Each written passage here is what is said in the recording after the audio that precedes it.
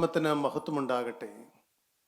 വീണ്ടും ഒരു ക്രിസ്തുമസ് ദിനം കൂടി നമ്മുടെ മുമ്പിൽ വന്നെത്തി നിൽക്കുകയാണ്. കേരളത്തിൽ മാത്രമല്ല, ഇന്ത്യയിൽ ആകമാനം നോക്കിയാൽ ഇതുവരെയും അനുഭവിക്കാത്ത ഒരു തണുപ്പിൻ്റെ സമയങ്ങളാണിപ്പോൾ. നാം രാത്രികാലങ്ങളിൽ പുറത്തിറങ്ങിയാൽ മഞ്ഞണിഞ്ഞ രാത്രികളും എങ്ങും വഴികളും വഴിയോരങ്ങളും വീടുകളും എല്ലാം അലങ്കൃതമായി കിടക്കുന്നത് നമുക്ക് കാണുവാനായിട്ട് സാധിക്കും. അത് മനസ്സിനെ തന്നെ ഒരു കുളിരണിയിപ്പിക്കുന്ന ഒരു കാഴ്ചയാണ്. എന്നാൽ പുറമേ ഇതെല്ലാം ഉണ്ടെങ്കിലും പുറമേയുള്ള കാഴ്ചകൾ ഒരിക്കലും മനുഷ്യന് സമാധാനം കൊടുക്കുന്നില്ല. ഞാൻ ഒരിക്കൽ നയാഗ്ര വെള്ളച്ചാട്ടം കാണാൻ പോയിട്ടുണ്ട്. ഒരു സ്ഥലത്തേക്ക് കാനഡയിലേക്കുള്ള യാത്രയിലാണ് നയാഗ്ര വെള്ളച്ചാട്ടം കണ്ടത്. തീർച്ചയായിട്ടും അത് കാണുമ്പോൾ ഒരു കൗതുകമുണ്ട്, മനസ്സിന് ഒരു ആനന്ദമുണ്ട്. പക്ഷേ അതെല്ലാം നൈമിഷികങ്ങളാണ്. നമ്മിൽ പലരും ഒരു വല്ലപ്പോഴുമൊക്കെ കുടുംബമായി പുറത്ത് എവിടെയെങ്കിലുമൊക്കെ യാത്ര ചെയ്യുന്നവരാണ്. അതിന് അതിൻ്റേതായ കുടുംബങ്ങൾ ഒന്നാണെങ്കിൽ, ഭാര്യയും ഭർത്താവും എല്ലാം ഒരു ഹൃദയമാണ് എങ്കിൽ നമുക്കതിലൊരു ആനന്ദമുണ്ട്, കൂടുമ്പോൾ ഇമ്പമുണ്ട്. എന്നാൽ ഈ സമാധാനവും സന്തോഷവും ആനന്ദവും എല്ലാം വേണ്ടത് മനുഷ്യൻ്റെ ഹൃദയത്തിൻ്റെ അകത്തളങ്ങളിലാണ്. അതുകൊണ്ടാണ് അപ്പോസ്തലനായ പൗലോസും ശീലാസും കാരാഗൃഹത്തിൽ കിടക്കുമ്പോൾ ലോകപ്രകാരം നോക്കിയാൽ ഒരിക്കലും സന്തോഷിക്കാനുള്ള ഒന്നും അവരുടെ സാഹചര്യത്തിൽ ഉണ്ടായിരുന്നില്ല. ശരീരം മുഴുവൻ വരഞ്ഞു കീറിയും റോഡിലൂടെ വലിച്ചഴച്ചും കാലിൽ ചങ്ങലയെല്ലാം ഇട്ട് കിടക്കുമ്പോൾ എന്ത് സന്തോഷിക്കാനുള്ള സാഹചര്യമാണുള്ളത്? എന്നാൽ അവരുടെ ഹൃദയത്തിൻ്റെ ഉള്ളറയിൽ അകത്തളങ്ങളിൽ അവർക്ക് സന്തോഷവും സമാധാനവും കൊടുത്തതായ ജീവനുള്ള ക്രിസ്തു ഇരുന്ന് തുടിക്കുന്നത് കൊണ്ട്, അതുകൊണ്ടാണ് അപ്പോസ്തലൻ പിൽക്കാലത്ത് പറഞ്ഞത്, കഷ്ടതയോ സങ്കടമോ പട്ടിണിയോ നഗ്നതയോ ആപത്തോ വാളോ ഈ ഭൂമിയിലെ യാതൊന്നിൽ നിന്നും ഞങ്ങളെ വേർതിരിപ്പാൻ കഴിയയില്ല എന്ന് അപ്പോസ്തലൻ ഉറക്കെ പറഞ്ഞത് അത് വെറും പറച്ചിലായിരുന്നില്ല. ഹൃദയത്തിൻ്റെ അകത്തളങ്ങളിൽ ഉയർന്നു വരുന്നതായ ആ പ്രത്യാശയുടെയും ധൈര്യത്തിൻ്റെയും ശബ്ദമായിരുന്നു. എന്നാണ് നീറോ ചക്രവർത്തി തലവെട്ടുന്നത് എന്ന് പൗലോസ്ലീഹയ്ക്ക് അറിഞ്ഞുകൂടായിരുന്നു. എങ്കിലും ആ ദിവസം എന്നാണെങ്കിലും എൻ്റെ നിര്യാണകാലവും അടുത്തു, ഞാൻ നല്ല പോർ പൊരുതു, ഓട്ടം തികച്ചു, വിശ്വാസം കാത്തു, ഇനി നീതിയുടെ കിരീടം എനിക്കായി വച്ചിരിക്കുന്നു എന്ന് എന്തുകൊണ്ട് പറയാൻ സാധിച്ചു എന്നെല്ലാം നാം ചിന്തിക്കുമ്പോഴാണ് നാം ആത്മീയ കോളത്തിൽ ഞാൻ എന്ന് പറയുന്ന മനുഷ്യൻ ചുരുങ്ങി ചുരുങ്ങി ചുരുങ്ങി പോകുന്നത്. നമ്മുടെ ആകെയുള്ള സമ്പാദ്യം എന്താണ്? നാം ക്രിസ്തുമസിൻ്റെ പ്രതീകമായി എപ്പോഴും കാണുന്നത് ഒരു നക്ഷത്രത്തെയാണ്, അഥവാ പ്രകാശിച്ചു നിൽക്കുന്ന ഒരു വെളിച്ചത്തെയാണ്. ഞാൻ ആദ്യം പറഞ്ഞതായ സാഹചര്യങ്ങളെല്ലാമുള്ള ഒരു മനോഹരമായ രാത്രി. അവര് ആട്ടിടയന്മാരന്ന് വെളിം പ്രദേശത്ത് ആടുകളെ കാത്തുകൊണ്ട് കിടക്കുകയായിരുന്നു. പ്രിയപ്പെട്ടവരെ, എന്നാൽ അവരുടെ ഉള്ളിൻ്റെ ഉള്ളറയിൽ അവർ ആടുകളെ നോക്കുന്നുണ്ടെങ്കിലും, ആടുകളെ നോക്കുക എന്ന് പറഞ്ഞാൽ എന്താണ്? നാം ഈ ലോകത്തിലെ ഏതെങ്കിലെല്ലാം ജോലി ചെയ്യുന്നു. പക്ഷേ മനസ്സിൻ്റെ അകത്തളങ്ങളിൽ വല്ല കാട്ടുമൃഗങ്ങളും രാത്രി ആക്രമിക്കുമോ, ആടുകളെ മോഷ്ടിക്കാൻ കള്ളന്മാർ വരുമോ എന്നുള്ള പല പല ഭയങ്ങളും അവർക്കുണ്ടായിരിക്കും. അല്ല മാത്രമല്ല, നാളെ ഇതാ വീട്ടിൽ ചെല്ലുമ്പോൾ വീട്ടിൽ വിശന്ന് കിടക്കുന്നതായ കുഞ്ഞുങ്ങളുണ്ട്, ഇതാ ശൂന്യമായി കിടക്കുന്ന അരിക്കലങ്ങളുണ്ട്. ഇന്നത്തെ രീതിയിൽ പറയട്ടെ, അവിടെ അപ്പ അമ്മേ എന്ന് വിളിച്ചു വരുന്നതായ മക്കൾക്ക് കൊടുക്കാൻ നല്ല ആഹാരമില്ലാത്തതായ മാതാപിതാക്കന്മാർ. ഞാൻ ഈ അടുത്ത സമയത്ത് എറണാകുളത്തെ നിങ്ങളൊന്ന് മനസ്സിൽ കാണൂ, ഏറ്റവും പ്രശസ്തമായ ആശുപത്രികളുണ്ട്. അതിൻ്റെ മുറ്റവും അതിൻ്റെ പരിസരങ്ങളുമെല്ലാം ക്രിസ്തുമസ് ട്രീ കൊണ്ടും ക്രിസ്മസ് ദീപാലങ്കാരങ്ങൾ കൊണ്ടും വലിയ 2 ആൾ പൊക്കമുള്ളതായി നക്ഷത്രം കൊണ്ടുമെല്ലാം അലങ്കരിച്ചിരിക്കുകയാണ്. എന്നാൽ ഓരോ നിലകളിലായി ഓരോ മുറിയിൽ കിടക്കുന്നതായ രോഗികളുടെ കൂടെ നിൽക്കുന്നവർ പുറത്തേക്ക് നോക്കിയാൽ അവർക്ക് നക്ഷത്രം കണ്ട് സന്തോഷിക്കാൻ സാധിക്കുമോ? അവർക്ക് ദീപാലങ്കാരം കണ്ട് സന്തോഷിക്കാൻ സാധിക്കുമോ? അവരുടെ മുറിയിലേക്ക് ആ ആശുപത്രി അധികൃതർ ക്രിസ്തുമസ് എന്ന പേരിൽ കൊടുക്കുന്നതായ ഒരു കഷ്ണം കേക്ക് അവർക്ക് മധുരത്തോടെ രുചിക്കാൻ സാധിക്കുമോ?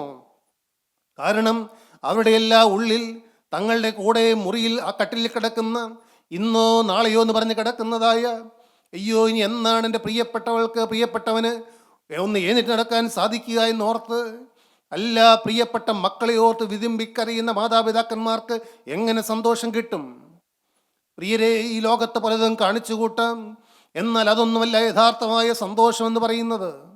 അതുകൊണ്ടാണ് വിശുദ്ധ ലൂക്കോസിന്റെ സുവിശേഷം 1-ാം അധ്യായം 78-ാം വാക്യം നാം വായിക്കുമ്പോൾ അവിടെ ദൈവത്തിൻ്റെ പരിശുദ്ധാത്മാവ് പറയുകയാണ്, ഇരുളിലും മരണനിഴലിലും ഇരിക്കുന്നവർക്ക് പ്രകാശിച്ച് നമ്മുടെ കാലുകളെ സമാധാന മാർഗത്തിൽ നടത്തേണ്ടതിന് ആ ആർദ്ര കരുണയാൽ ഉയരത്തിൽ നിന്ന് ഉദയം നമ്മെ സന്ദർശിച്ചിരിക്കുന്നു.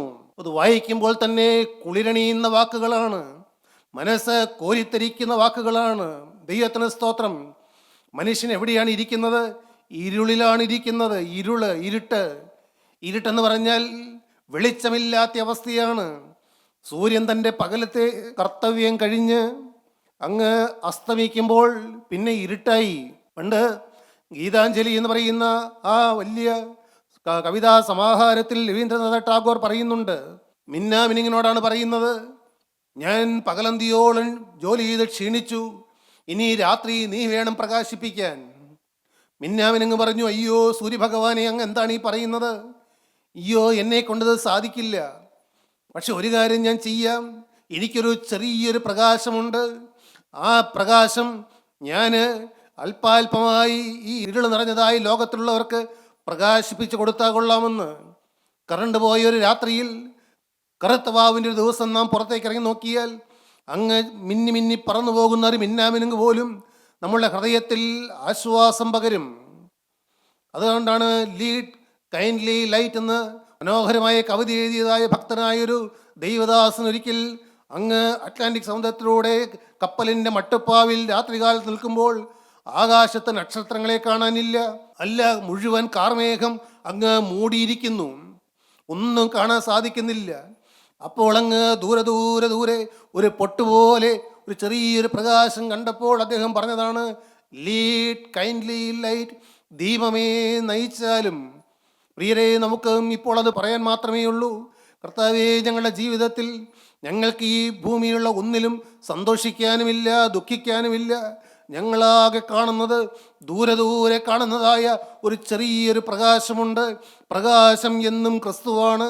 ഞാൻ ലോകത്തിൻ്റെ വെളിച്ചമാകുന്നു എന്ന് ബൈബിളിൽ പറഞ്ഞതെല്ലാം ഈ ലോകത്തിൻ്റെ ജ്ഞാനം നൽകുന്നതായ ബുക്കുകളിൽ who is the light of the world എന്നൊരു ക്വസ്റ്റ്യൻ ഉണ്ട്. ആ ചോദ്യത്തിൻ്റെ ഉത്തരം ജീസസ് ക്രൈസ്റ്റ് എന്നാണ്.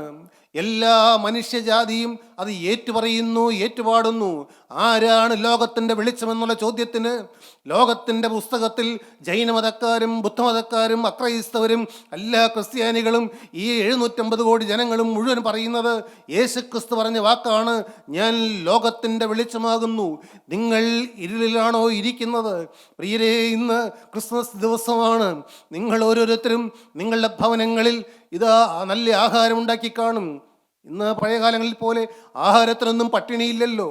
എന്നാൽ അവിടെ ആഹാരം കഴിക്കാൻ നോക്കുമ്പോൾ മദ്യപിച്ച് കിടക്കുന്നതായ മകൻ, അല്ലെങ്കിൽ മദ്യപിച്ച് കിടക്കുന്നതായ ഭർത്താവ്, പ്രിയരെ, അല്ല അവിടെ അപ്പുറത്തെ പറമ്പിലിരുന്ന് അപ്പനും മക്കളും അല്ലെങ്കിൽ മരുമക്കളും എല്ലാം ഒരുമിച്ചിരുന്ന് മദ്യപിക്കുന്ന വീടുകൾ, വൈകുന്നേരമാകുമ്പോഴേക്കും മുഴുവൻ കോലാഹലമായ വീടുകൾ. ഇതെല്ലാം പറയുമ്പോൾ എൻ്റെ ഹൃദയത്തിൽ ഒരു ഏങ്ങലടിയുണ്ട്. കാരണം ഞാൻ എൻ്റെ ചെറുപ്പകാലം, അന്ന് ഞങ്ങളുടെ വിശേഷമായ ഉത്സവം എന്ന് പറയുന്നത് വിഷുവും ഓണവുമായിരുന്നു. പ്രത്യേകിച്ച് ഓണക്കാലം ഞങ്ങൾ അച്ഛനും അമ്മയും പണിക്കാരും എല്ലാം ചേർന്ന് 14 കൂട്ടം കറികളും പായസവും എല്ലാം ഉണ്ടാക്കി ഉച്ചയ്ക്ക് ഒരുമിച്ച് ആഹാരം കഴിക്കാൻ നോക്കുമ്പോൾ കുടിച്ച് ഛർദ്ദിച്ച് മൂത്രത്തിൽ കിടന്ന് പിച്ചും പെയ്യും പറയുന്ന പിതാവിനെ കാണുമ്പോൾ ഉണ്ടാക്കിയ ആഹാരം അടുക്കളയിൽ തന്നെ ഇരിക്കും.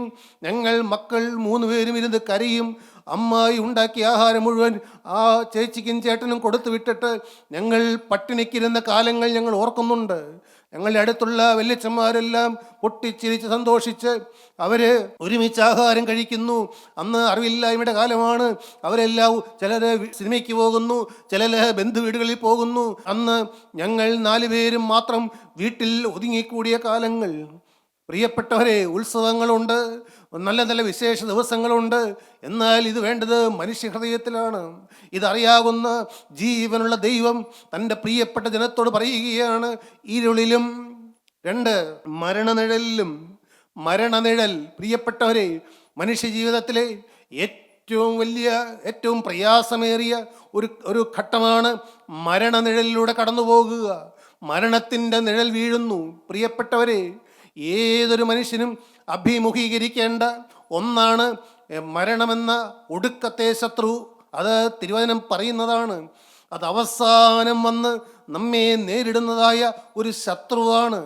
ആ ശത്രു വരുമ്പോൾ ഒരു നിഴൽ വ്യാപരിക്കും. അതാണ് മരണത്തിൻ്റെ നിഴൽ എന്ന് പറയുന്നത്. എന്നാൽ അതോർത്ത് നാം ഭയപ്പെടേണ്ട, അതൊരു നിഴൽ മാത്രമാണ്.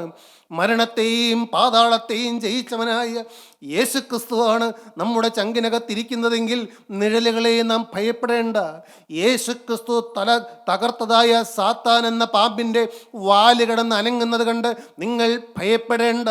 നിങ്ങളുടെ ഹൃദയത്തിലേക്ക് അസ്ത്രം എയ്യുന്നത് പോലെ, പകൽ പറക്കുന്ന അസ്ത്രമെന്ന് 91 സങ്കീർത്തനത്തിൽ പറയുന്ന പാഞ്ഞു വരുന്ന ചിന്തകളെയോ പാളിപ്പാളി പോകുന്നതായ ചില ഭയങ്ങളെയൊന്നും നിങ്ങൾ ഭയപ്പെടേണ്ട കാര്യമില്ല.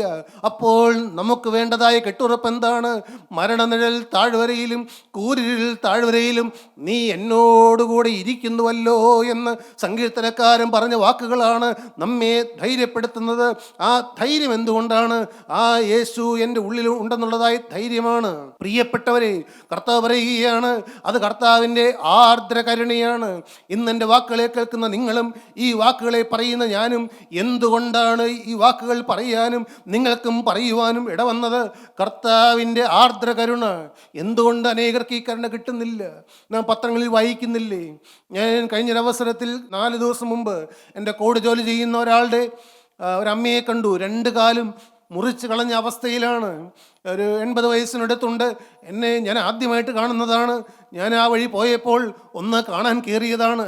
എന്നെ കണ്ടപ്പോഴേക്കും കയ്യിൽ പിടിച്ച്, ഒരു പരിചയമില്ല, പൊട്ടി കരയുകയാണ്. എൻ്റെ പ്രിയരെ, അങ്ങനെ വലയുന്ന അനേകം മനുഷ്യരുണ്ട്. എന്നാൽ അവർക്ക് എന്തുകൊണ്ട് ഈ കരുണ കിട്ടുന്നില്ല? നമുക്കറിഞ്ഞുകൂടാ. കാരണം കർത്താവ് പറഞ്ഞു, എനിക്ക് കരുണ തോന്നണമെന്നുള്ളവനോട് എനിക്ക് കരുണ തോന്നുന്നു, എനിക്ക് കനിവ് തോന്നണമെന്നുള്ളവനോട് എനിക്ക് കനിവ് തോന്നുന്നു. പ്രിയപ്പെട്ടവരെ, ദൈവത്തിന് സ്തോത്രം. വേദപുസ്തകത്തിൽ 3 പേരോട് കർത്താവിന് കരുണ തോന്നി. അതാണ് വായിക്കുന്നത്. ദൈവത്തിന് സ്തോത്രം. ആ ആർദ്രകരുണയാൽ ഉയരത്തിൽ നിന്ന് ഉദയം നമ്മെ സന്ദർശിച്ചിരിക്കുന്നു. ഒന്നാമത്തെ ആളുകൾ ഞാൻ ആദ്യം പറഞ്ഞതായ ആട്ടിടയന്മാർ തന്നെ. അവര് വെളിം പ്രദേശത്ത് ആടുകളെ നോക്കിക്കൊണ്ടിരിക്കുകയായിരുന്നു. ദൈവത്തിൻ്റെ വലിയ നാമം മഹത്വപ്പെടട്ടെ. എന്തിനാണ് സന്തോഷിക്കാനുള്ളത്? ഒന്നിലും സന്തോഷിക്കാനില്ല. എന്നാൽ നാം വായിക്കുന്നു, ദൈവത്തിന് സ്തോത്രം, ലൂക്കോസിന് സുവിശേഷം 2-ാം അധ്യായം 9-ാം വാക്യം. അപ്പോൾ കർത്താവിൻ്റെ ഒരു ദൂതൻ അവരുടെ അരികെ നിന്നു.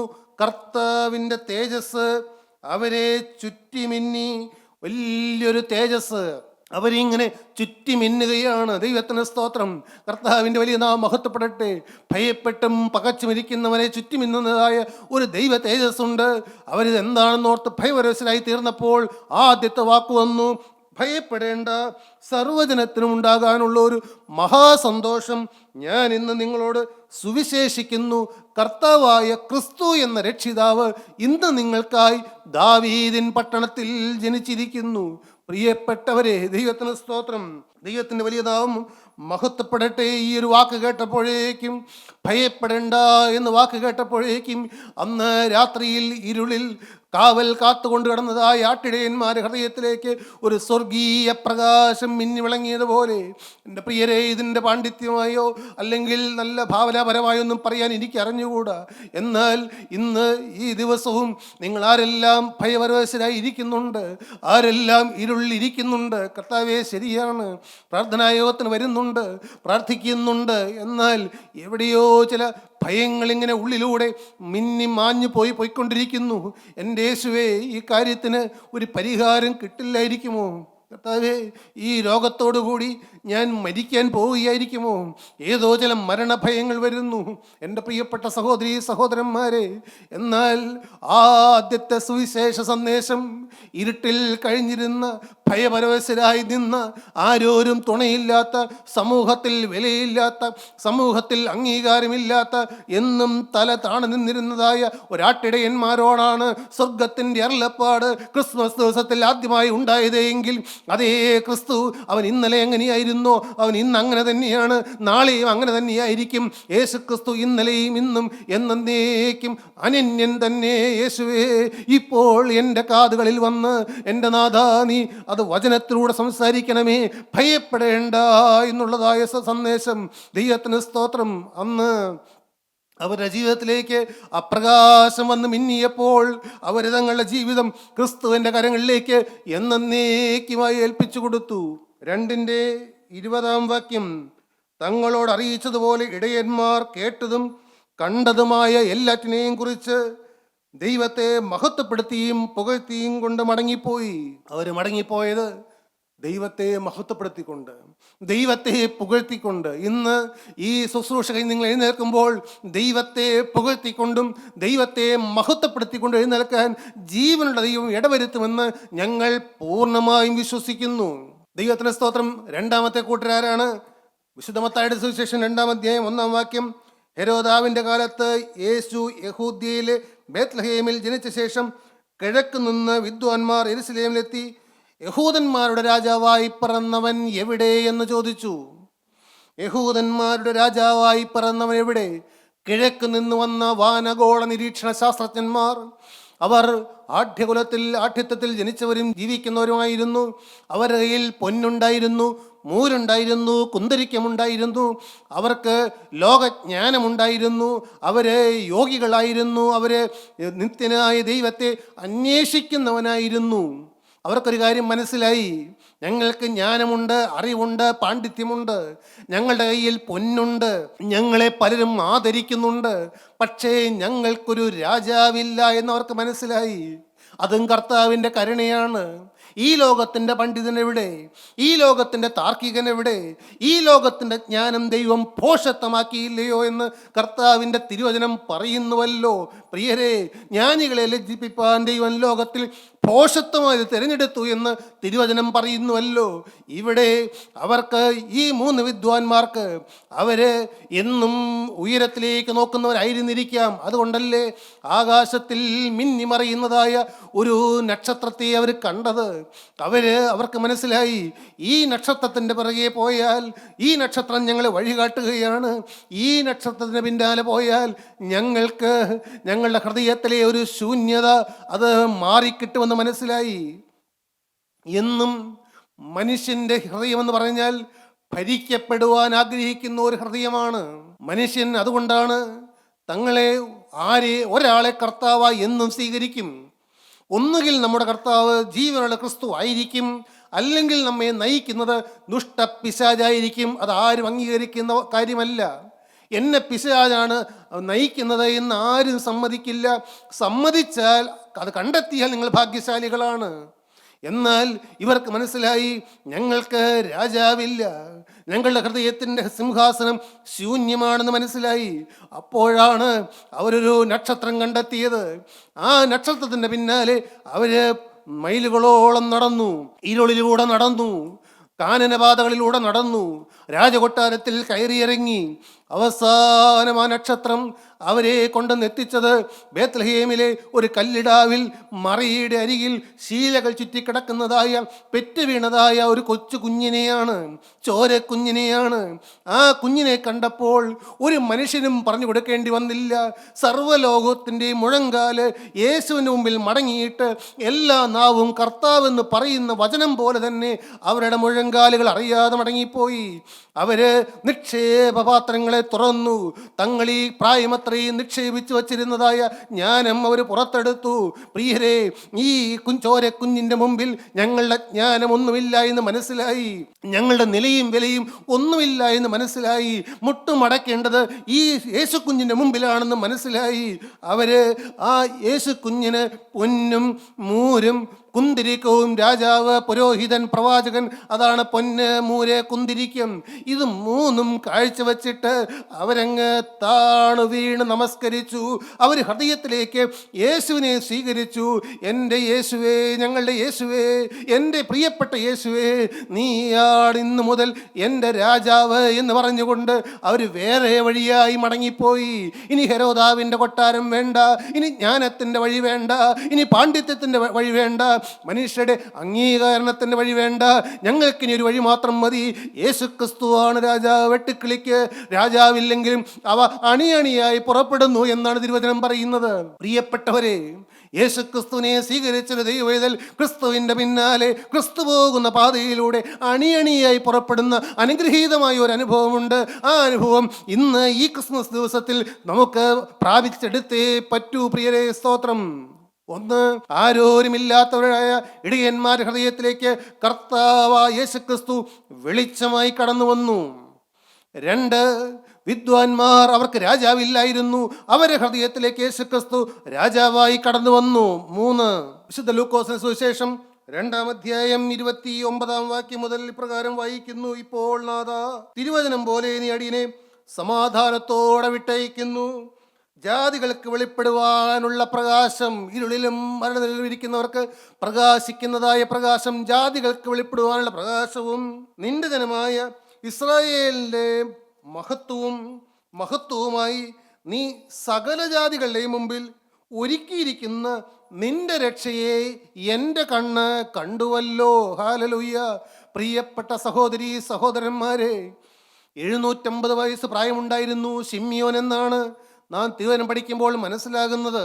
അനുഗ്രഹീത പ്രവാചകനായ യെശയ്യാ പ്രവാചകന്റെ എഴുത്തുകാരനായിരുന്നു. നീ കർത്താവായ ക്രിസ്തുവിനെ കാണുന്നത് വരെ മരിക്കയില്ല എന്ന് യഹോവയാൽ അരുളപ്പാടുണ്ടായിട്ട് കാത്തിരിക്കുന്നവനായിരുന്നു. യെശയ്യാ പ്രവാചകൻ പറഞ്ഞതെല്ലാം എഴുതി കൊടുത്ത എഴുത്തുകാരനായിരുന്നു ശിമ്യോൻ. അപ്പോൾ ഓർത്തു നോക്കൂ, 66 പുസ്തകമുണ്ട് യെശയ്യാ പ്രവാചകന്റെ പുസ്തകത്തിൽ. അതിൽ 39 അധ്യായം പഴയ നിയമത്തിന്റെ നിഴലും ബാക്കി 27 അധ്യായങ്ങൾ പുതിയ നിയമത്തിന്റെ പൊരുളുമാണ്. ആ 27 അധ്യായങ്ങൾ ക്രിസ്തുവിൻ്റെ സുവിശേഷത്തിൻ്റെ പഴയ നിയമത്തിലെ ഒരു പ്രകാശനവുമാണ്. ഇതെല്ലാം എഴുതിയതായ ശിമ്യോൻ എന്ന പ്രവാചകന്റെ ഉള്ളിൽ ഈ വചനമെല്ലാം ഉണ്ടായിരുന്നു. എന്നാൽ ശിമ്യോനൊരു കാര്യം മനസ്സിലായി, ഇതെല്ലാം ഉണ്ടെങ്കിലും എനിക്കൊരു രക്ഷകനില്ല എന്ന് മനസ്സിലായി. ഞാൻ ഇതുവരെയും രക്ഷിക്കപ്പെട്ടിട്ടില്ല എന്ന് മനസ്സിലായി. എൻ്റെ പ്രിയരെ, അതെന്തൊരു കാഴ്ചപ്പാടാണ്! ഞാൻ ഇതുവരെയും രക്ഷിക്കപ്പെട്ടിട്ടില്ല എന്ന് മനസ്സിലായി. സ്തോത്രം. പ്രവാചകന്മാരുടെ കാലങ്ങൾ കഴിഞ്ഞു, പുതിയ നിയമകാലമായി. ഒരു ദിവസം ആ ഒരു ശൂന്യതയോടെ ശിമ്യോൻ ദൈവാലയത്തിലിരിക്കുമ്പോൾ, എഴുന്നേൽക്ക്, ദൈവാലയത്തിലേക്ക് ചെല്ലുക. പരിശുദ്ധാത്മാവ് സംസാരിക്കുന്നു. ചെന്നപ്പോൾ കാണുന്നു, യോസേപ്പ് പിതാവും കന്യാമാതാവും കൂടി 40 ദിവസം പ്രായമായ യേശു കുഞ്ഞിനെയും കൊണ്ടുവരുന്നു. ആരും പറഞ്ഞു കൊടുക്കാതെ മനസ്സിലായി, ഈ വരുന്ന യോസേപ്പ് പിതാവല്ല, ഈ നിൽക്കുന്ന യേശുക്കുഞ്ഞിൻ്റെ അമ്മയല്ല. ആ അമ്മയുടെ കയ്യിലിരിക്കുന്ന 40 ദിവസം പ്രായമായ യേശുക്കുഞ്ഞാണ് എൻ്റെ രക്ഷകനെന്ന് മനസ്സിലായപ്പോൾ ശിമ്യോൻ വിറയ്ക്കുന്ന കൈകളോടെ ആ മറിയാമിന് മുമ്പിലേക്ക് കൈ നീട്ടി. കന്യമറിയാം ആ കുഞ്ഞിനെ ശിമ്യോന്റെ കയ്യിലേക്ക് കൊടുത്തു കഴിഞ്ഞപ്പോൾ അതിനെ മാറോട് ചേർത്ത് പിടിച്ചുകൊണ്ട് ശിമ്യോൻ പറഞ്ഞ വാക്കാണ് നാം വായിച്ചു കേട്ടത്: ഇപ്പോൾ നാഥാ, നീ അടിയനെ സമാധാനത്തോടെ വിട്ടയക്കുന്നു. നീ സകല ജാതികൾക്കും ഒരുക്കിയിരിക്കുന്ന നിന്റെ രക്ഷയെ എൻ്റെ കണ്ണ് കണ്ടുവല്ലോ എന്ന് പറഞ്ഞുകൊണ്ട് രക്ഷകനെ മാറോട് അടുപ്പിച്ച് പിടിച്ചപ്പോൾ സ്വർഗീയ പ്രകാശം ഇതാ ശിമ്യോന്റെ ഹൃദയത്തിലേക്ക് ഇടിച്ചിറങ്ങി. ശിമ്യോൻ അന്ന് രക്ഷകൻ സ്വന്തമായുള്ള ഒരു അനുഗ്രഹീതനായ ദൈവദാസനായി മാറി. കർത്താവില്ലാത്തവർക്കൻ കർത്താവായി വരുന്നു, രാജാവില്ലാത്തവർക്കൻ രാജാവായി വരുന്നു, അല്ല രക്ഷകനില്ലാത്തവർക്കൻ രക്ഷകനായി വരുന്നു. യോഹന്നാന്റെ സുവിശേഷം 1-ാം അധ്യായത്തിൽ വ്യക്തമായി പറയുന്നു, ഏത് മനുഷ്യനെയും പ്രകാശിപ്പിക്കുന്ന സത്യവെളിച്ചം ഭൂമിയിലേക്ക് വന്നുകൊണ്ടിരുന്നു എന്ന്. കണ്ണുകളടയ്ക്കാം, തലകൾ വണക്കാം, ഇരുളിലും മരണനിലിരിക്കുന്നവർക്ക് പ്രകാശിച്ച് നമ്മുടെ കാലുകളെ സമാധാന മാർഗത്തിൽ നടത്തേണ്ടതിന് നമുക്കറിഞ്ഞുകൂടാ 2026 എങ്ങനെയായിരിക്കുമെന്ന്.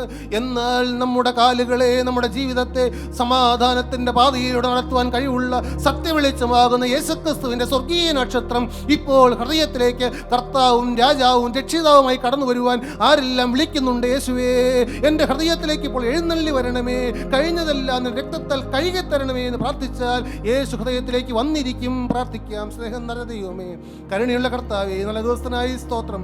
എല്ലാവർക്കും ക്രിസ്തുമസിന്റെ സ്വർഗീയ ശാന്തിയും സമാധാനം നൽകി അനുഗ്രഹിക്കണമേ. അവിടെ ഞങ്ങൾ ചേർത്ത് പിടിച്ചിരിക്കുന്നതിനാൽ സ്തോത്രം, അവിടെ ഞങ്ങളുടെ കൂടെ ഉള്ളതിനാൽ സ്തോത്രം, അവിടുത്തെ കരം നീട്ടുന്നതിനാൽ സ്തോത്രം, അവിടുത്തെ പ്രകാശം ഞങ്ങളുടെ മേൽ ഉദിപ്പിക്കുന്നതിനാൽ സ്തോത്രം. യേശുവിൻ നാമത്തിൽ തന്നെ.